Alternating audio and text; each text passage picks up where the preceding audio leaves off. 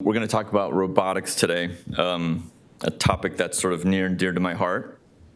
So we're going to sort of take a step back and start by just defining what it means, what that term even means, like what's a robot and what is robotics. And then we'll take a step back and take a look at the history of robotics over time. And then, as Rod mentioned, we're going to talk specifically about spine robots, but we will kind of talk about other applications of robotic technology to other surgical platforms as well. Talk a little bit about scientific literature. As you know, robotics in spine is pretty new, so there's not a lot of literature out there. So for the fellows, if you guys are interested, if and when we do get a robot, then this might be a great opportunity for you guys to publish some papers. Then we'll talk about sort of intellectual property in the robotic field. We'll talk about the HAL program. I'm not sure if you're aware, but Swedish is one of the few programs in the nation with a HAL program. And I'll sort of talk a little bit about that as well. Then we'll move forward and talk about the future of robotics, and I'll sort of go into a little bit more of a subjective perspective on where I think robotics is headed. And then finally, a summary. So, Ryan, what's a robot?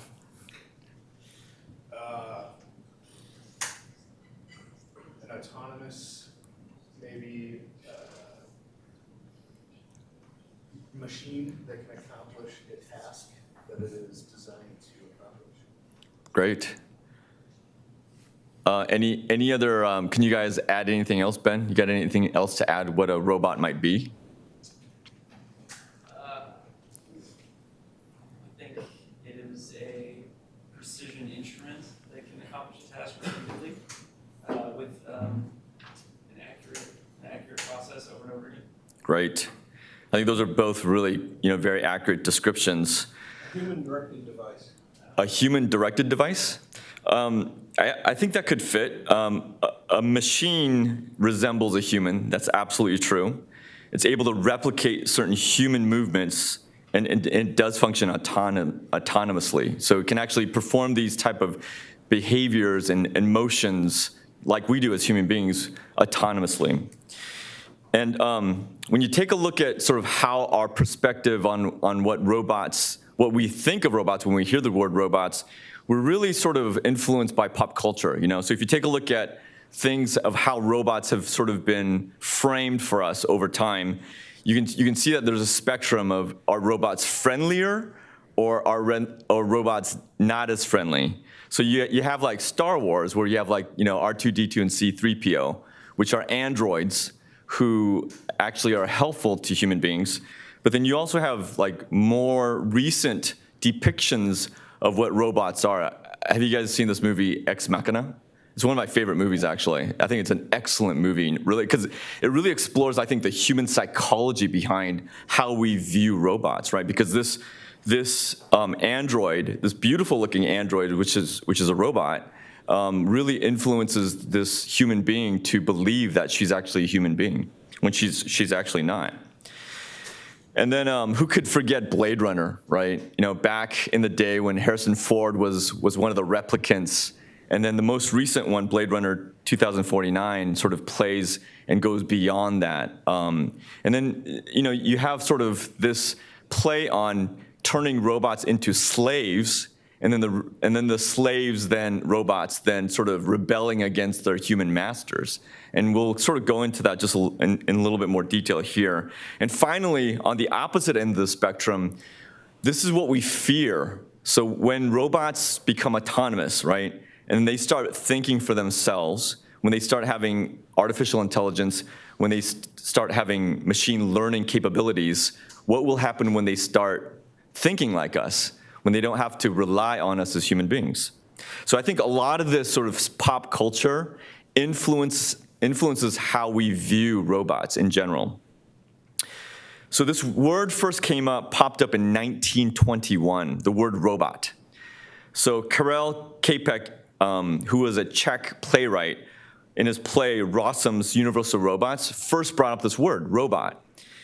And it was derived from this Czech word, robota, meaning forced labor. And this picture on the left is a little bit not as accurate. In his RUM, this play, he actually just described and depicted robots as being more like organic, having skin like us, looking like us, sounding like us. And at first they did, in his play, he had the robots as slaves of human beings, which is really interesting because a lot of the themes that come back up again, like Terminator, like Blade Runner, the robots are serving as our slaves, but then ultimately when they start getting this awareness, they actually turn on their human masters. And then his original play, which originally brought up the word, and he was the one who coined the term robot, it led to the extinction of the human race. So the first time the robot word was brought into our lexicon, it really gave us an idea of what the potential of robots could do, both good and bad. So Isaac Asimov, who is it was interesting, I sort of read a little bit more about Isaac Asimov because I've read some of his books in the past, but I didn't know this at all, but he actually applied to medical school twice and failed twice. So he ended up going to Boston. He went to Columbia University, got a bachelor's in chemistry, then got a master's in chemistry, and then got a PhD in chemistry. Then became a professor at Boston University for many years, and he was a very, very well-known author, obviously. But he wrote this book, I, Robot, in 1950, and he talked about like 3 laws. And a lot of people sort of that are interested in robots sort of refer back to these 3 laws of robots, of how robots should behave. And the first law is a robot may not injure a human being, okay? So whatever a robot does, it cannot injure a human being. Rule number 2, or law number 2, is the robot must obey the orders given it by human beings, except where the order would conflict against order number 1. So meaning that a human cannot even tell a robot to hurt or harm another human being. And finally, the third law is that a robot must protect its own existence. So these sort of broad concepts and laws are ones that people who create robots try to employ just to make sure that the robots are under good and strict control. The first application of a medical robot really occurred in the 1980s. So this robot here is called the Puma 560. This is an earlier version, the Puma 200. It was used to perform a CT-guided brain biopsy. So the first application of a robot was actually in the neurosurgical world. 3 years later, it was then used to perform a transurethral resection. And then not until about another decade later did we really see the resurgence of robotic use in surgery and in medicine. So as many of you know, this is Intuitive Surgical's Da Vinci. And if you ask sort of like surgeons who do urology, urological surgery, gynecology, pelvic surgery, and general surgery, they'll tell you that once they start working on this, and to tell you quite honestly, a lot of the pioneering robotic technology that came about actually started here at Swedish as well, especially a lot of the urologic surgery as well. So it was initially obtained, the intellectual property was obtained from Stanford Research Institute, and the first prototype was actually released in 1997. And in reality, Intuitive Surgical really has a monopoly on the market, right? They've really done a great job of making sure that anything that has to do with abdominal or pelvic, maybe even transthoracic robotic work is really done on their platform. And their platform is a very interesting platform because there are different types of robotic platforms. You have sort of surgeon-directed platforms like the Da Vinci, where I don't know if you've ever played around with a Da Vinci or not, but I've played around with it before. And essentially what you do is this robot has multiple robotic arms. And so the first thing the surgeon has to do is they have to deploy these arms within the patient's body. So the surgeon will make the incision, and you'll put the arms within the patient's belly. You'll have at least one visualization, like a laparoscopic portal. You'll have another working portal, and most people use perhaps even a third portal. But then what the surgeon then does is they scrub out, and then they literally walk a few feet away, and then there's this console. And I don't know if you've ever seen this, but then they sit down, and it's almost playing like a video game at that point in time. So you put on this headset the headset is fixed, though, onto the console itself, and then it gives you a video recording of the laparoscopic image digitally. Okay, so it gives you the feed, and then you're actually watching yourself doing surgery. It's almost like you're actually inside the belly. It's like doing laparoscopic surgery, but it's like almost like full immersion. And then the control that you get is so much better than what we have, because the degrees of freedom that we have as human beings, you can only pronate and supinate so much. You can only flex and extend so much. But these robots have a degree of freedom that we simply don't have. And these robots can look in places that we simply cannot look at. So that's one of the major advantages of using a robot, is that it's much more consistent. And if you have a tremor, most people have a tremor if you really study it, especially after drinking coffee or having some caffeine, right? These robots don't have a tremor, so it'll sort of bypass some of the deficiencies that a surgeon may have because of the fact that it's much more stable. And the application of the robot is much more minimally invasive, much more minimally invasive and much more standardized. So I think what's really happened is that we've seen sort of a confluence of different types of technologies. And the first one I want to talk about is the confluence of this platform, like a robotic platform, with the confluence of just minimally invasive techniques. So let's talk a little bit about the spine robots, because it wasn't, we saw the sort of growth of robotic technology in the abdominal pelvic world, right, with Da Vinci. And it wasn't until a few years ago where we're really seeing interest from our industry partners of acquiring robotic technology. And this is how it happened. Just to give you a snapshot of the growth, the rapid growth of robotic technology, this is from Transparency Market Research. So they're taking a look at what's going to happen over the course of the next decade. These are estimates, but I think that these are reasonable estimates as well. So from 2017, the global spinal robotic market is 75 million, and they're projecting that it's going to go up 6x to 32 million. And then this compound annual growth rate, this is what a lot of business folks take a look at to see what the growth rate of a certain type of platform, a new technology that comes out into the marketplace. And typically you'll see like a pretty low single-digit CAGR. They're projecting from 2017 to 2026 a 17.5% annual compounded annual growth rate, which is pretty rapid. And they're predicting that North America, specifically in the United States, will become the leader in this type of robotic technology, because we have the know-how as well as the technology and the surgeons that would sort of propagate this type of growth.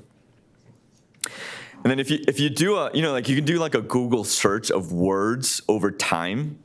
So I did one on robotic surgery, and this is what it showed. So in the United States from 2004 till now, it shows this growth of the word, two words put together, robotic surgery.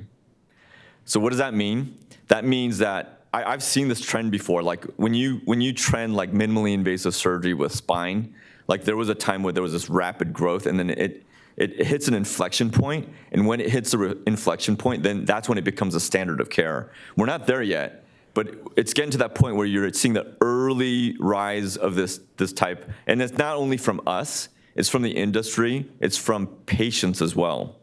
So this is looking at all the folks who look at robotic surgery as a Google word. And you can also drill down even more granular level and take a look at the regions in the United States where this is the most popular type of search. And you can see, and this is kind of funny, I don't know if, for those of you that are from the East Coast or trained in the East Coast and maybe even the Midwest, it's really interesting. The trends tend to start, at least in medicine, I think, on the East Coast, and they slowly start going to the Midwest, the South, and then on the West Coast, for one reason or another, we're sort of the late adopters in a lot of the technologies for one reason or another. And this shows that, because these words, robotic surgery, the top 5 are all sort of on the East Coast and the East. New Jersey, New York, 196 sort of percent, Florida, Alabama, and Pennsylvania. We're somewhere in the middle. We're like 28, which kind of makes sense.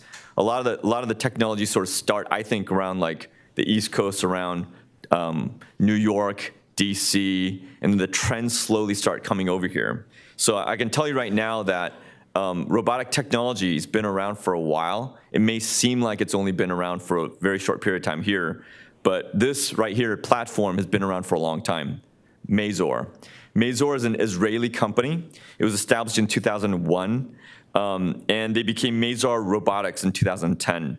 Their first CE mark for the first product that they ever produced was called Spine Assist. And in 2004, I had the honor of actually working with the first robot ever. So at HSS, we actually were one of the first institutions that worked with the first spine robot. And it really looked this is actually the Renaissance, but the first versions of it it literally looked like a Coke can and it really was so slow and it was so clunky. It was so painful to use. But my attendings at HSS were sort of forward-thinking enough to actually use it back then. This was about 15 years ago. This was released as a Renaissance guidance system in 2011. I've been following it for the last 15 years, and it didn't really interest me until recently when they came out with their next platform. And so I want to just show you a video of how this first, maybe second generation robotic platform works.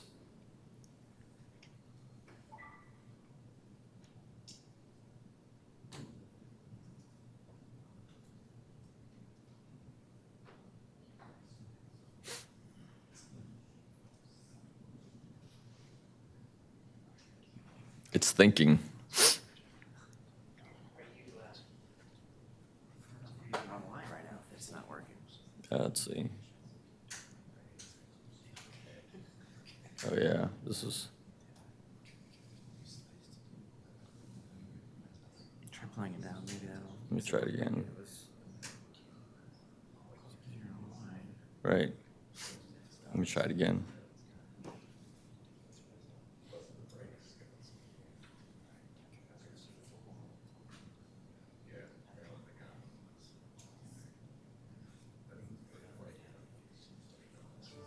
Continual commitment to improving patient care leads United Regional to acquire the advanced technology of Mazor Robotics Renaissance Guidance System, a system transforming spine surgery. Surgery of the spine requires planning and precision, and each patient's anatomy has unique challenges. Surgery with robotic surgical guidance system allows neurosurgeons to plan ahead before entering the operating room. Neurosurgeons use the advanced 3D planning software before surgery to create a unique surgical blueprint, which is specific to each patient's anatomy. During surgery, the neurosurgeon does the actual work, but the neurosurgeon's tools are guided according to the surgical blueprint. Look how slow this to goes. place the implant That's a safely robot. and with the highest level of accuracy in the exact pre-planned locations. In fact, the robotics technology has been clinically validated to ensure 1.5 millimeter accuracy for increased patient safety compared to freehand spine surgery. So again, that was kind of maybe the second generation Mazor Renaissance system. So it wasn't until this came out about 3 years ago, Mazor X, which really changed the game, I think, for the entire industry. So Mazor collaborated with Medtronic to develop Mazor X. It was launched in July of 2016. And when this first came out, folks that were sort of keeping their eye on the industry like me knew that this was going to be a total game changer because this is a real robot. Before, that Coke can thing was not a real robot. This is actually a real robot. So Medtronic decided to collaborate with Mazor and first put in tranches of $20 million investments and ultimately ended up acquiring Mazor for $1.6 billion in 2018, a little less than a year ago, actually. And then this is sort of the second platform that I think is probably the most prominent in the industry right now. It's Globus's Excelsius. The robotic system was first presented at NASS in 2016, again, just 3 years ago. And the system featured non-patient bedside docking and optical tracking system. And it received CE mark and FDA approval in 2017. And this is a short video also of how this platform works.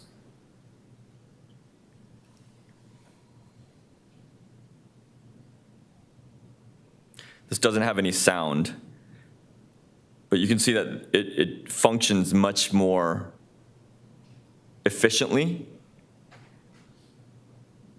But essentially, all of the systems right now, as it stands currently, they're essentially guidance systems for pedicle screw instrumentation, period, at this point in time. But that's going to change very quickly. Because all this can do right now really is to help surgeons put in percutaneous screws much more accurately than even someone like me, actually. And I can readily admit that. Stryker also has a platform called Mako, and this has been around for a while. This has been around since 2013. Stryker acquired the Mako platform for $1.6 billion in 2013. They officially launched at the AAOS meeting in 2017. And this platform is primarily meant for total knees and total hips, but they're planning on building a spine platform, probably that's going to be released within the next year or two. And then finally, Zimmer Biomet acquired a French-based robotics company called MedTech in October of 2016. This also has a brain application, and it allows for both guidance and pre-planning for cranial surgeries. And most recently, the ROSA 1 actually, they got FDA clearance for spine application in 2019. So these are the main sort of players that are out in the robotics industry right now. So what, if any, literature is out there currently? These are just 3 studies. There aren't a lot of studies out there, as I mentioned. The first study is by Kate Huntsman. He was my chief resident in Cleveland. He's at a relatively smaller hospital, but he was one of the earliest adopters, his hospital, in robotic technology. There's actually even a journal called Journal of Robotic Surgery, where a lot of these publications are actually now being published. In his first published reports of his first 100 cases, he had 99% successful pedicle screw placement. The second paper, also from the Journal of Robotic Surgery in 2019, is on the report of 53 cases of 292 screws, and they had a 98.3 screw accuracy. And finally, this final report coming from China, from Plus One, they had no spinal canal perforation or any other type of complications associated with the placement of the pedicle screws. So clearly, this is a very, very accurate system. This was the only sort of report that I could see looking head to head. It's not a randomized controlled trial, but it's a retrospective of looking at robot-assisted versus fluoro-assisted cortical bone trajectory screws. So for those that don't know this type of technique, the typical type of trajectory that we place in for typical pedicle screws goes from outside to inside, and it's much more along the coaxis of the pedicle itself. So meaning that in the thoracic spine and the upper lumbar spine, it's much more in the sagittal plane. And as you go down to like L4-5-S1, it becomes much more in the coronal plane. This cortical pathway is much different. It goes from inside to outside. Typically if you're going cranial, it goes from caudal to cranial. But if you're going caudal, you can also go from cranial to caudal, going from inside to outside. It's a little bit more technically challenging. And what they found out was that by using a robot, their accuracy for a perfectly placed cortical screw was 87%, and when they tried to do it without the robot, it dropped down to 66%. So it appears that most of the literature is confirming that robotic placed screws are much more accurate than humans can place, and I would have to agree with that. So what are the things that we can currently do with robotic technology, and what are the things that we cannot do? So as I mentioned, right now we can drill, we can screw, but that's all we can do. So meaning that if you're just doing like a 1-level case, that's fantastic for any surgeon, because you can put in perc screws and then you can sort of even connect the 2 incisions together and do a little mini open procedure.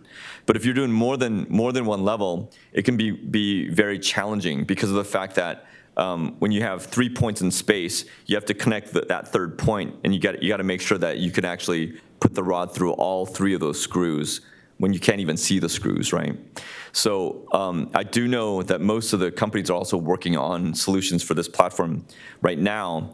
And the things that would need to be really vetted out would be being able to contour the rod to fit the screw underneath the skin when you can't actually see it, number one, and then be able to insert it so that you can actually insert it, maximizing the chance that you're going to actually get into the tulips of each of those screw heads underneath the skin. The other interesting challenge is going to be, how do you decompress with a robot, right? So it's one thing to be able to put a screw.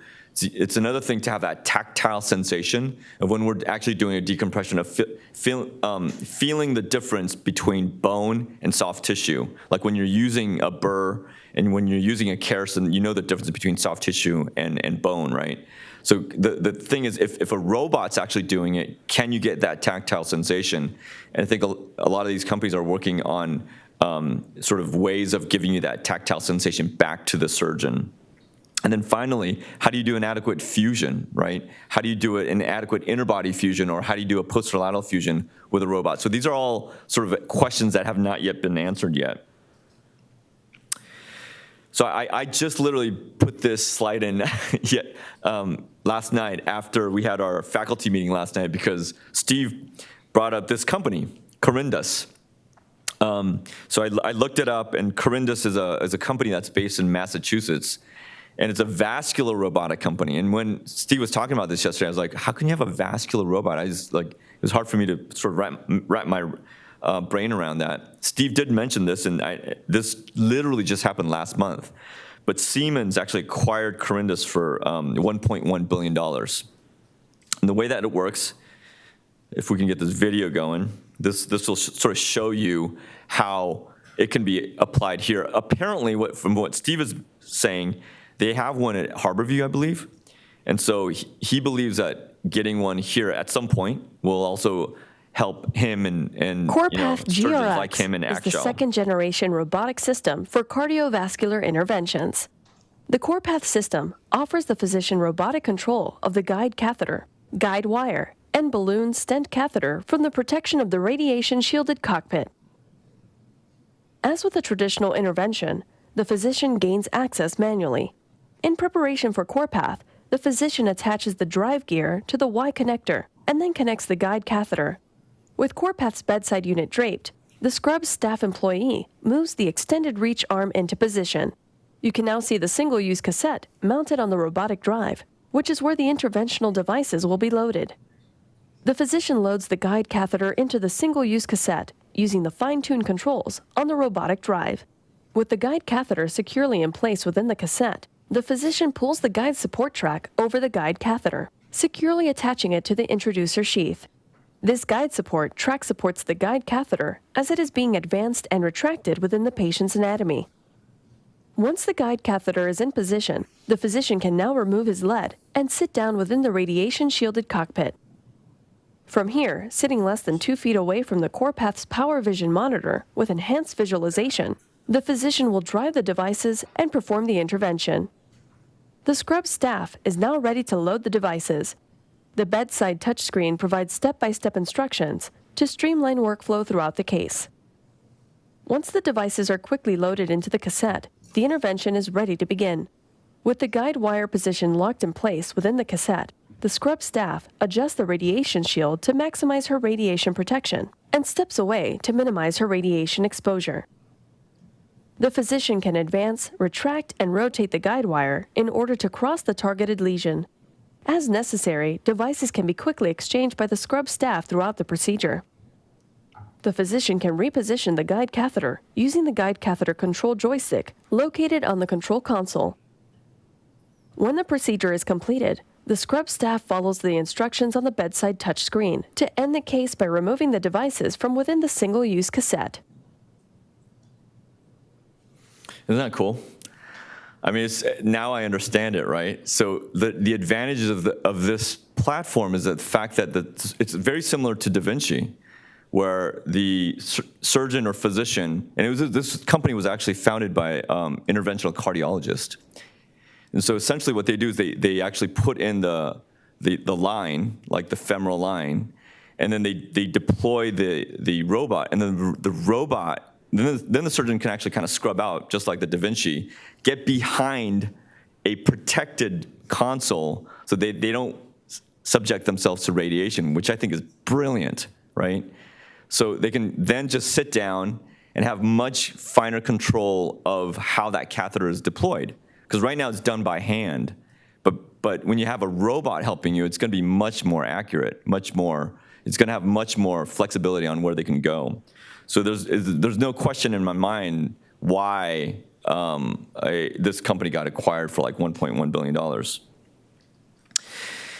So we have to think about where we're headed, because whenever I talk about robotics, I get physicians in particular like rolling their eyes. Yeah, when's that going to happen? It's probably like 10 to 20 years away. If you take a look at what's happened in other industries, it's going to happen much more rapidly. It really is. And again, it's all about the adoption. And the reason why I say that is because if you ever go into like a Toyota plant, or you go to like a Tesla robotics plant, this is what you're going to see. You're going to see a bunch of robots, okay? Robots. Who all owns a Tesla here? Anybody? I know some of you guys own Teslas, please. Eric? Okay. So these cars, right, which at one point are going to be autonomous vehicles, are also being built by robots. And so this is a great sort of video from Business Insider, and there's some really cool robots on their floor.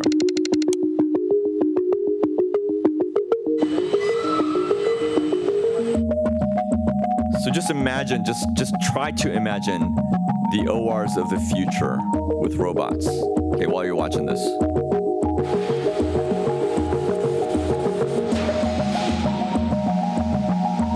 There are some humans. You still need humans there.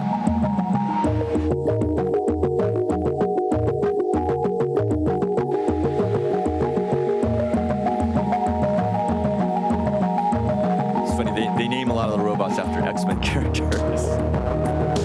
Wolverine and Iceman. Look at this thing. It can lift a freaking car like it's nothing with precision.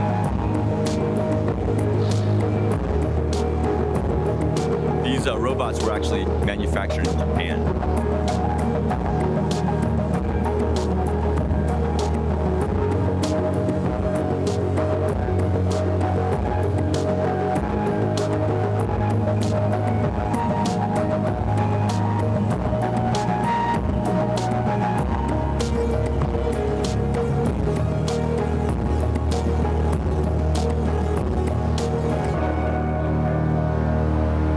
Pretty cool, right? So this is a thing. Like, I know it seems sort of fantastical, but I really can imagine a future where the ORs of the future could be something like this, okay? And the reason why I say that is because the technology is there. I remember going to Germany and visiting a hospital in southern Germany, and I was really amazed about how efficient they were. They had ORs where they would actually bring in the patient's bed, and then the surgeon could actually move the bed, him or herself. So instead of having to bring in like fluoro, the surgeon could actually control the patient, how the patient moved, and how. So it was the operational efficiency of what they had going on there was pretty amazing. And that's all these are. Like, I don't know if you've heard lean processes and sort of lean concepts that Toyota actually helped to popularize. They're being implemented today in a lot of the ORs, across the globe. So what does the IP landscape look like for robotics? And the reason why I bring this up is because if you sort of take a look at the evolution of technologies that come out in any field, right, it all starts off with an idea in somebody's head, and then that person then, or the persons then decide to protect that idea, and then that idea then gets protected, at least here in the United States, through the USPTO, okay, United States Patent and Trade Office, based in Alexandria, Virginia. And so we took a look at all the IP that's out there in robotic surgery, and these are the things this is called a landscaping. And what you can see here, it's built up into different sections of how people have already protected the IP that's out there. And why is that important? Because the IP then leads to technologies, then you create prototypes of your idea, then you test and validate those ideas, and those ideas then get approved or rejected by the FDA, and then it comes out to the marketplace. That's how it works when you commercialize any type of product or service. So these things are already intellectual property that people have already thought about and that they've already protected the IP for. And it has really to do with like the robotic arm, the end effector, the surgical instruments, surgical tools, surgical site. And if you take a look at sort of the trends of robotics in surgery over this 6-year span from 2010 to 2016, it's gone up 3 times, okay? So what that means is that people are really trying to protect the intellectual property as it pertains to surgery and robotics. And then if you take a look at sort of who owns that intellectual property, the vast majority of a lot of that intellectual property is owned by Intuitive Surgical, the company that has the Da Vinci robots, but then you'll also see other companies like Mako Surgical, which is now owned by Stryker, and then Rosa, which is now owned by Zimmer Biomet. So it's really interesting to see who thinks of protecting the intellectual property in these areas. So has anyone heard of the HAL robot? So the HAL robot was initially developed in Japan. It was developed initially at Tsukuba University, and then they spun out a company called Cyberdyne. It functions by sensing bioelectrical signals, and it helps patients with motor deficits to actually walk and move.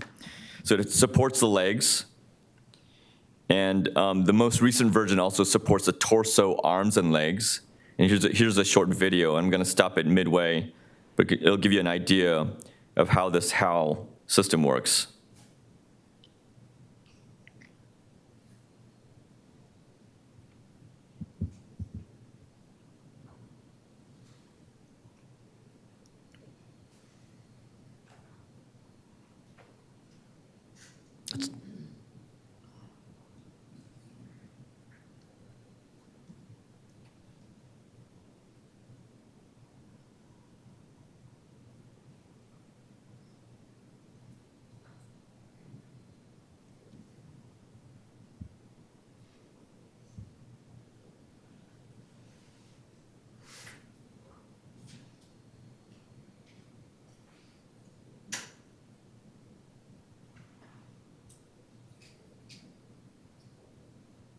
I'll just play from back here. Can you? Yeah. Okay.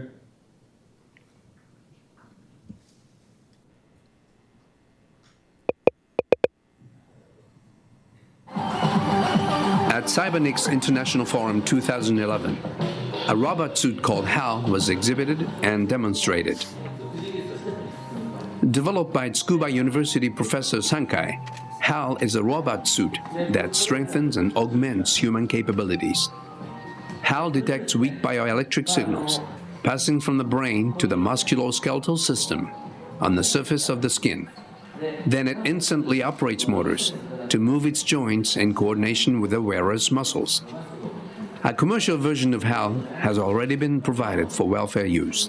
米国はそのハイテクの研究っていうのはむしろ、軍とか、宇宙開発のところから生まれているわけですが、日本がハイテクで生きていこうとすると、これはですね、むしろその個人に対して適応しなきゃいけない非常にもう難しいその医療福祉分野、ここの分野を開拓することで、そこでできた技術が今度は通常の民生の世界に流れていくという、そういうおそらくシナリオができるんじゃないかと思っています。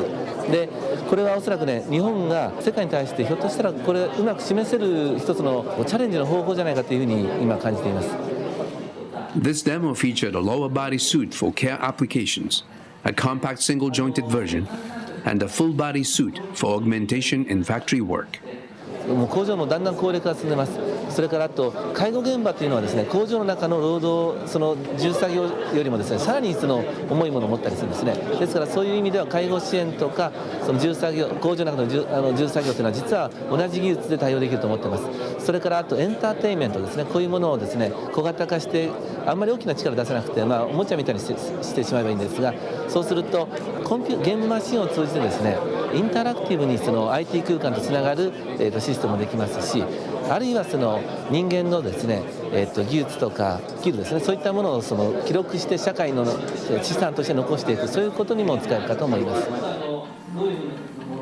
These technologies belong to the new field of cybernetics, in which Professor Sankai is a pioneer. これはですね、サイバネティクスとかメカトロニクスとかそのインフォマティクスを一つの言葉にしてサイバニクスという言葉にしながら脳神経科学とか行動科学とかロボット技術とかあるいは IT 技術、そして生理学、心理学、そして社会科学に至るまで法律も必要ですからね、そういったものを一つの塊にして基礎研究から実際の世界までをくるくると回しながら開拓していくという分野でございます。The head-mounted brain interface developed in this research detects brain blood concentration per unit volume and displays brain activity using colored lights. Until now, brain activity could only be viewed on a PC monitor, but this system enables it to be seen directly. ただのその研究としてのデバイスではなくて、本当に社会で役立つそういうその病院とかですね、福祉施設とかそういったところでも役立つようにするために、その非常にそれぞれの分野でプロフェッショナルの方います、お医者さんもいますし、その理学療法士の方もいらっしゃいますが、そういったところとチームを組んで、これまで難しいとされてきたところについて挑戦が始まっています。さらにそういったところで作られる技術の中で出てくるその特別な技術ありますね。そういったものを小型化して、例えば健康管理のためのセンサーにしてしまうとか、あるいはその人間その動作とか行動を見る技術を使ってその家庭の中での見守り技術にしていくとかっていうことで、その脳神経系からそして体、そして、居住空間に至るまでの技術に仕上げていくのが今の段階になっています。Dig in for news. So correct me if I'm wrong, Rod, but like we're one of like two or small handful of research centers in the U.S. actually looking at HAL, right? Yeah. So we're very fortunate in that way. I think this has a lot of applications. People are looking at ways of actually reducing the risk of injury to healthcare providers as well when they're lifting patients, to give them a little bit more of a mechanical advantage as well. So the next aspect of this, as we sort of wrap this up, is sort of the scary proposition here, where a lot of these robots that we were talking about up to this point are much more driven by humans, right? So like they're kind of like human-assisted robots. But what's happening now is that this confluence of technology, of robotics with AI and ML, is where it gets a little bit trickier because of the fact that we have to give up a little bit of control, right?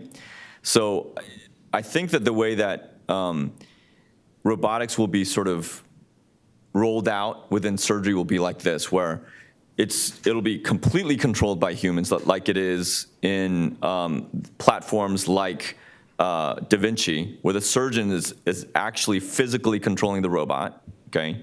You could have other applications like Cyberdyne, where the robot's helping you to do the procedure much more efficiently with less energy expenditure. But then I think it's going to go towards where we're at right now. So where we're at right now is the robots are helping us to do our procedures much more accurately and much more efficiently, faster and accurately, just like the way that all the spine robots have been rolled out, right? But at some point, we're going to get to a point where, just like what's happened with other industries, like the automotive industry, where patients will start becoming comfortable with robots doing surgery on them. And then we'll actually, I really do believe this, that surgeons will essentially be managers of these robots, you know? So these robots will be able to do these procedures.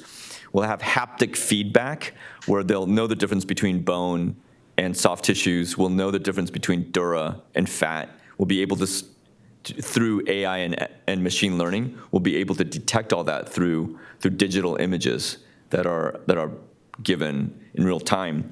But I think one of the advantages of this type of platform is this, where, I mean, you could really just do this right now, where the Da Vinci platform, that surgeon doesn't have to be in the room. That surgeon could be in another state or another country. But the limiting factor right now is the broadband that we have as far as the speed of the information that gets transmitted over space, right? But as we go from 4G to 5G with different types of technologies where information transfer is almost instantaneous, then we could be the specialist where we could actually be doing the procedures in a patient that's all the way over in Asia or India or in South America, right? So that a day will be coming when we'll be able to not only do telemedicine, but we'll be able to do telesurgery. And that's really going to happen first, I think. And then finally is when we're going to be delving into this sort of a little bit more uncertain area where we give control over to the robots who've proven to us through multiple studies that the robots can do the surgeries better than we can.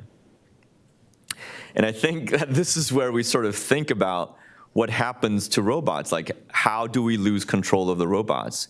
And I think it's this sort of perspective. Remember that I told you that the word robot first came, and that story was about giving, like, the robots were our slaves, and then finally they rebelled against us, right? So I think that's that innate fear that we have as human beings of the unknown of what's going to happen with these robots that can actually start thinking for themselves, you know?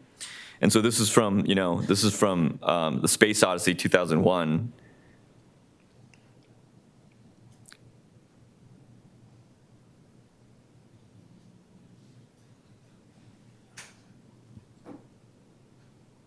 Lee, can you play that?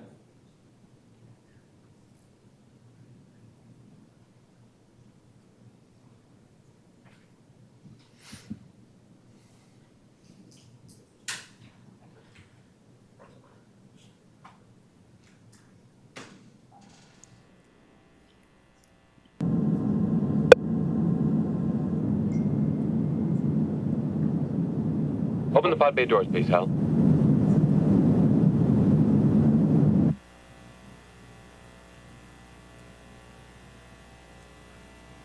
Open the pod bay doors, please, Hal.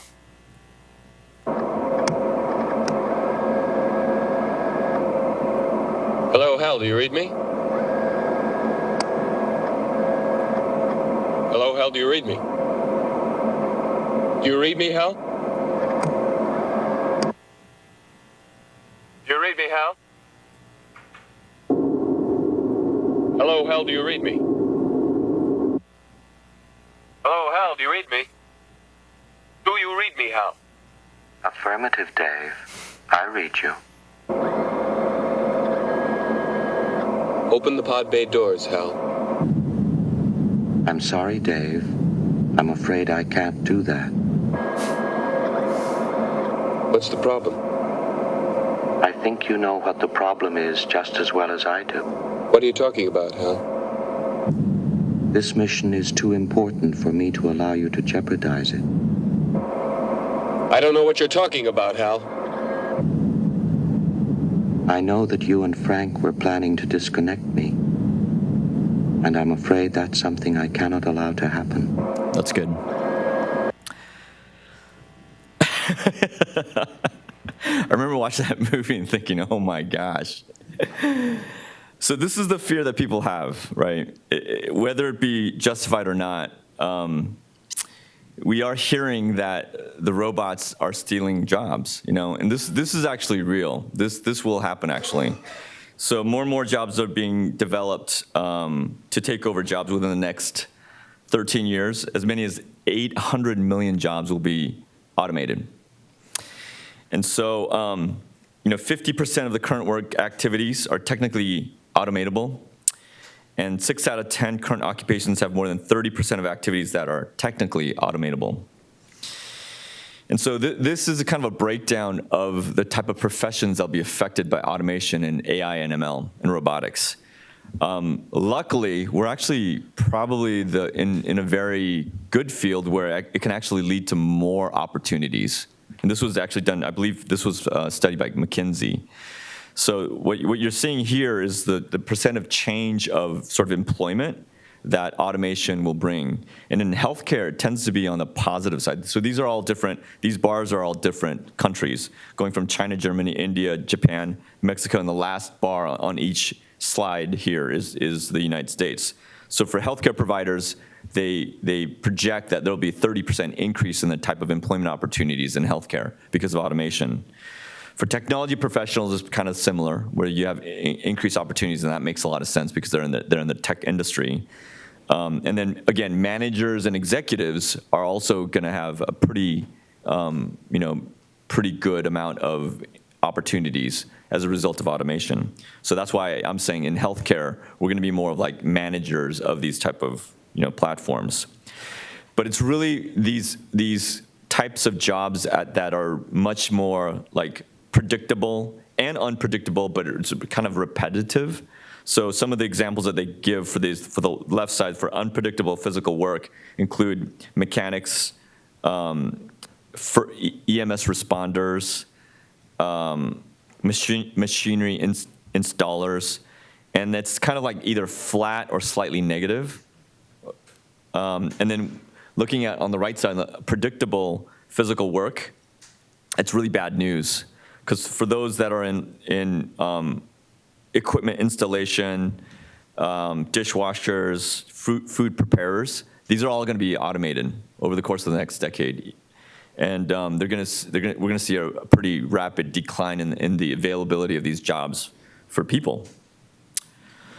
So what are the areas that are and industries that are most affected? It's in agriculture, manufacturing, and mining. But if you take a look at sort of healthcare, if you can see that right here, healthcare is going to see an increase actually, So for those of us in healthcare, these types of changes over time, we're actually going to see more opportunities, which is good for us, but not so good for others in different sectors. And finally, this is really taking a look at sort of what are the effects of GDP in labor displacement. So meaning that if you take a look at the far left is the United States, and on the x-axis is GDP, on the y-axis is labor displacement by automation. And you can see that we're pretty high with respect to, we're in the upper right corner, we're relatively high for GDP as well as labor displacement, as is other European countries like France and United Kingdom. That's the middle one, and then UK is on the right. And these are some Asian countries who also see sort of a similar type of pattern emerging, meaning that they have a relatively high GDP, and they also see relatively higher amounts of job displacement based on technology and automation. And then other countries, like countries in Africa and in India, they have relatively lower GDP, but they're not going to be as displaced because probably they're not going to have access to those type of technologies. So it's sort of a mixed bag of what to sort of expect, But as we wrap this up, so what sort of if I put on my kind of predicting cap, what's in it for the future? And I really do believe that these robotic platforms are going to give us the ability to actually do decompressions and bony work, and they'll be able to allow us to do that much more safely, meaning that these robots will be able to detect when you're getting close to the spinal canal, and in fact, it'll actually prevent us from actually even entering into the spinal canal, because those technologies currently actually exist. We're going to see high def, and we're going to see other platforms that allow us to visualize, including augmented reality, mixed reality, and virtual reality. I think that typically virtual reality is going to be much more of a training platform where we'll immerse ourselves into kind of a virtual environment where we practice our surgery on the patient before we even do the surgery. And then the augmented reality and mixed reality will allow us to actually then go into the OR, look down at our patient, and be able to see inside their body based on preoperative imaging. Endoscopic is the future. There's no other way to incorporate both a robotic platform and minimally invasive platforms. If you take a look at what's happened with Da Vinci, it's done through a scope, right? So right now, we as surgeons rely on magnification, either by way of loops or microscopic magnification. The only way you're going to be able to do this robotically is through a tiny little portal with a camera at the tip of that, right? So what's going to end up happening is you're going to get these endoscopes on these robotic arm actuators, giving us the ability to visualize the space underneath the patient's skin, and then we're going to be able to do the surgery, and that's how it's originally going to start. But then over time, with machine learning and artificial intelligence, we're going to teach these robots how to do these surgeries accurately. And I think that we're going to see sort of an expansion of expandable interbody cages, because what this allows us to do now is that we're now able to make a small incision, go into certain areas like the disc space, and then create stability by expanding the space below.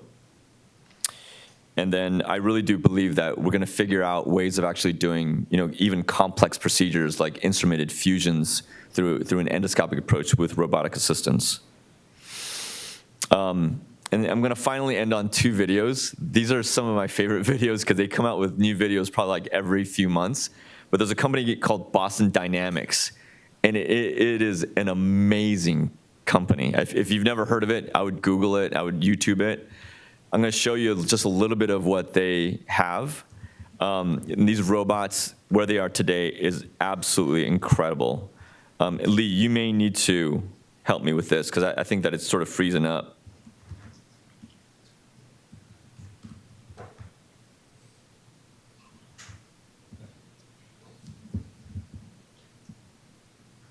Oh, there we go. Here are some of the terrifying robots from Boston Dynamics.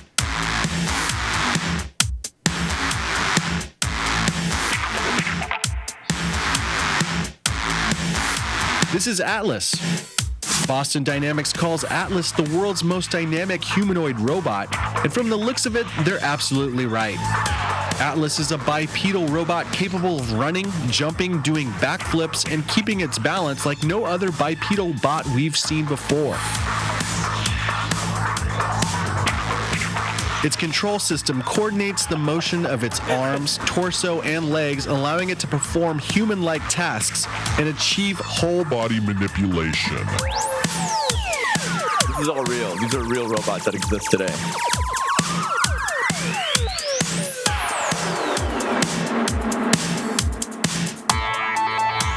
Spot Mini is a dog-like robot that is small enough for domestic use.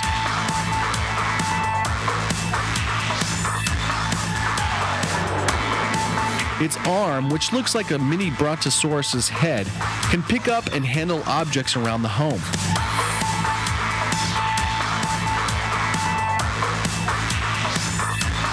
Spot Mini is 100% electrical, making it the quietest robot Boston Dynamics engineers have built to date.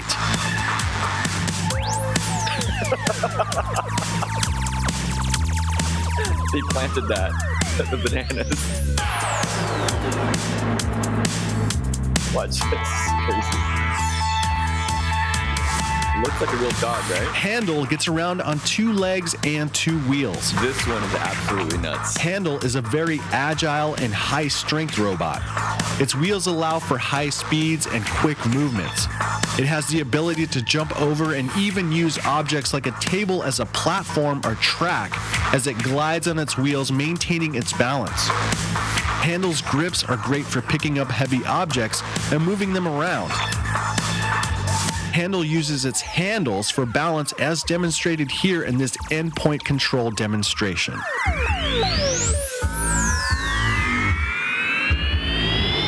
Big Dog was one of Boston Dynamics' first advanced terrain robots and was the first legged robot to venture outside the lab, taking on some real-world conditions.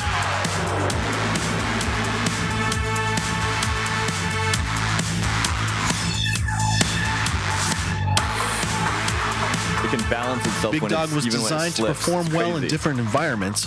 It can carry up to 150 kilograms and can climb slopes up to 35 degrees. Big Dog was developed for the military who passed on the rugged robot because it was too loud. Sand Flea is like a small RC car. Don't be fooled by its small stature though. Sand Flea can jump 10 meters into the air. It can literally leap onto the rooftop of a building, landing softly.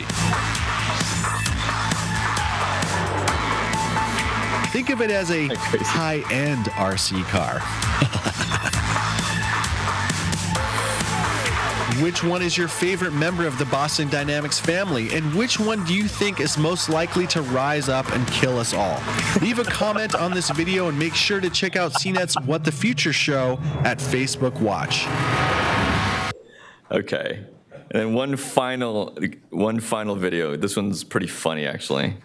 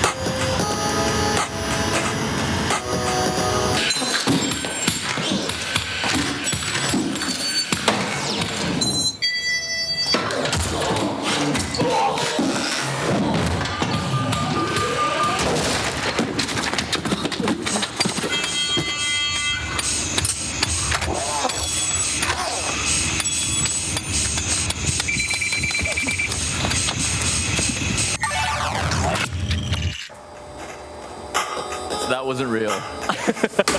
Quick, tell them if they like this video to go to corridordigital.store and check out our sweet merchandise. How do I get back on my thing? Show them the sweater. This is brand new. The one just like it already sold out. The other side. Yeah, there we go. Tell them US orders of 75 or more get free shipping. And if you order 60 or more, you get a free autographed pin signed by all of us in the studio. Show them the wide selection of merch. Okay, so that second one was not real, but that first video was real. So, in summary, so like we have to admit that robotics is the standard in many industries, right? So we have to sort of prepare for that, the fact that it's going to become the standard in our industry, and I think it's going to happen much quicker than we really think. The application of robotic technology is rapidly emerging, especially in spine. I mean, within the past 3 years, the growth has been astronomical. Adoption of robotic technology is going to require that that it enables us as surgeons to do decompressions, fusions, instrumentations, and I think the confluence of all these different technologies, including robotics, minimally invasive techniques, and AI is really going to be the future of spine surgery. And we, as an institute, we should prepare for that, right? We should stay ahead of the curve, and we should stay on the forefront of all these emerging technologies. Thank you.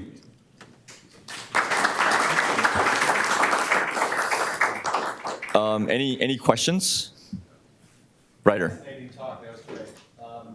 My daughter wants to go into medicine, and, this is the big question, is what's gonna happen to medicine in the next 30 years with AI and robotics? I think that AI is gonna help people in the medical field a lot initially, and then it's gonna take over the medical field. And I think that haptics is gonna be assisting the surgical field, and then eventually take over the surgical field. Because it's really, that's our advantage, is our ability to kind of sense and feedback. I agree. Changes in the environment. So I guess the question is, what is your understanding about where robotics is in terms of haptics right now? And how, right now they're really alignment tools, essentially. Tools. The next step, I think, is getting that haptic feedback. Do you know of any company that's working on that? I do, and it just kind of to take a step back, I agree with you 100% on there will be specialties that will be more affected than others, and I think radiology and pathology are in trouble. I really do, because those are areas where right now people are really looking at utilizing AI and ML in order to actually do the things that radiologists and pathologists do on a regular basis, and to do it way better and much more efficiently. And the difference is this, like AI and ML and robotics, the reason why there's an advantage of using those platforms is that we get tired, right? We do a long case, we have a long day, it's at the end of a day of an 8-hour day, we start getting fatigued, so we start losing focus, whereas the robots and AI, they don't. And then AI and robotics, it can go around the clock. So meaning that you could literally do procedures like 24/7 if you wanted to, because it's primarily robotics, Back to your question about the haptic feedback, there are companies working on that. In fact, there are companies working on gloves that actually give you that sort of haptic feedback when you're actually doing the procedure. So there are, I don't know if you've ever, I've played around with Makoplasty, Stryker's Makoplasty platform. And I've done it on sawbones, and it's pretty remarkable the type of feedback that you actually get back from that as well. So there are different platforms that are out there that are working on our ability to feel like we're really doing surgery. So there are definitely companies that are working on that right now. Any other questions, Dean? I have a comment, basically. So I know that there's some, they're using AI for radiology, specifically when it comes to like brain hemorrhages and things like that. And what they're using that for is to predict, hematoma expansion and rebleeds, things like that. I actually read an article this morning about AI and medicine and kind of the questions it raises about liability, with the physician and AI interface. So what's happening is that these companies, to minimize the liability for themselves, they're essentially making them into clinical decision-making platforms. So that essentially they're just giving us the data, and then we as the clinicians ultimately need to make the determination of what the diagnosis is and what the treatment plan is. So I don't know hardly any of the platforms right now that are saying we have this diagnostic platform that'll give you this diagnosis. It's much more, here's the information, you use your clinical ability to make the decision on what that diagnosis is and what treatment plan you have. But that's a very, very good point.